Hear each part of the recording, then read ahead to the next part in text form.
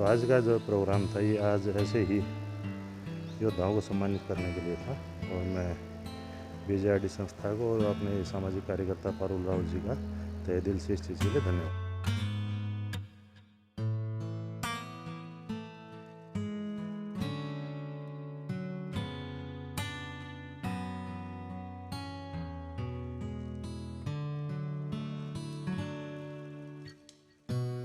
प्रशासनिक अधिकारी, मेडिकल के क्षेत्र के लोग और हमारे जैसे आंगनबाड़ी वर्कर हुए, आशा वर्कर हुए, पुलिस कर्मचारी हुए, समाजसेवी और समाजसेवी संस्थाओं का बहुत बड़ा योगदान रहा।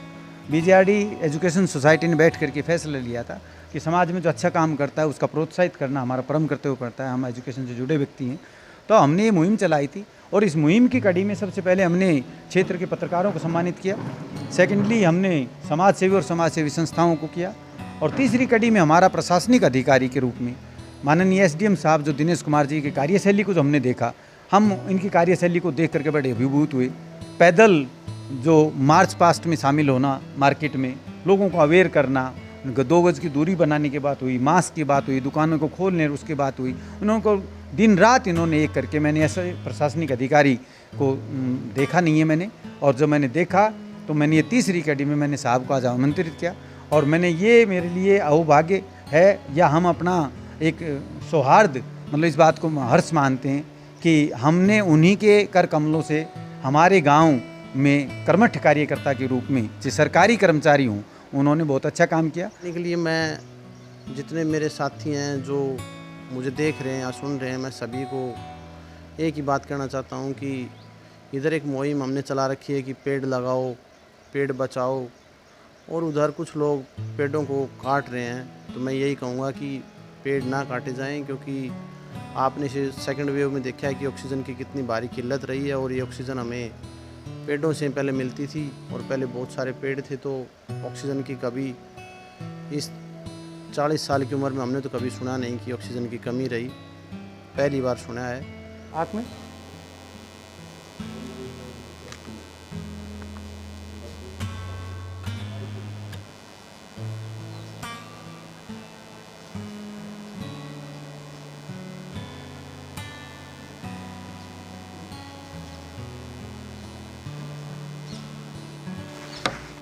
अब मैं विद्यालय की चेयरपर्सन श्री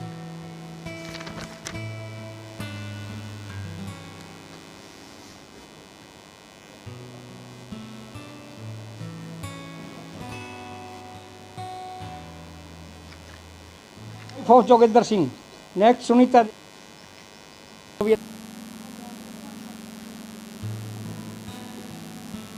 बीजेआरडी संस्था की चेयरपर्सन शीला राव जी, राजपाल जी, अपने बीडीसी चेयरमैन मंगल भाई, सुनील प्रधान, यशवंत जी और पारुल राव ने, तो बड़ा अच्छा लगा आके, क्योंकि पिछले 2-2.5 महीने से हम दूसरे ही लीग में चल रहे हैं, हमें टाइम मिल ही नहीं रहा है इतनी चीज़ों के लिए, और ऐसे जाने अनजाने पता नहीं कितने कोरोना योद्धा लगा लो, कोरोना के लिए जो समर्पित कार्यकर्ता हैं वो लगा लो, वो काम कर रहे हैं।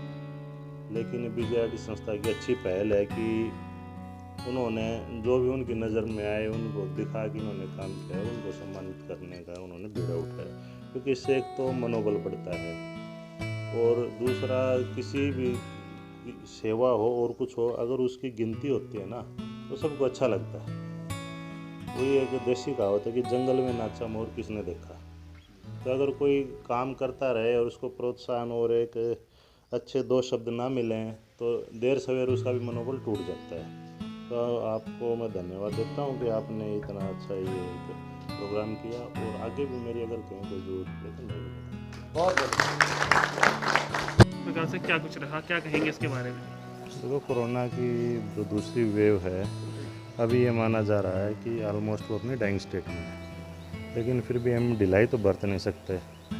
तो जब ये थोड़ा सा हमें टाइम मिला है तो इस बीजेआरडी संस्था ने बड़ी अच्छी एक सराहनीय पहल की है कि जो भी कोरोना योद्धा और कार्यकर्ता हैं कि जिन्होंने अपने सुख दुख और दिन रात को ना देखते हुए अपने आप को इस कोरोना की लड़ाई में समर्पित कर दिया था, क्यों ना उनको हम सम्मानित करें।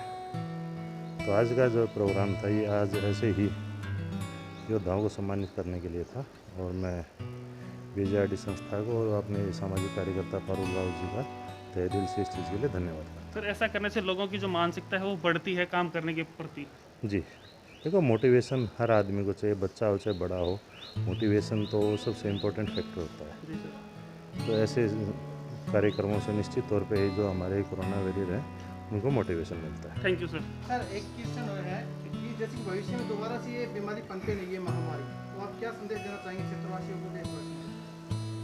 देखो जो भी इसका प्रोटोकॉल है उसका पालन करें और दूसरा हमारे वैज्ञानिक और रिसर्च वाले काम करे रहे हैं। देखो हम तो भगवान से ही दुआ करते हैं कि आगे लहर ना आए। थैंक यू सर, धन्यवाद।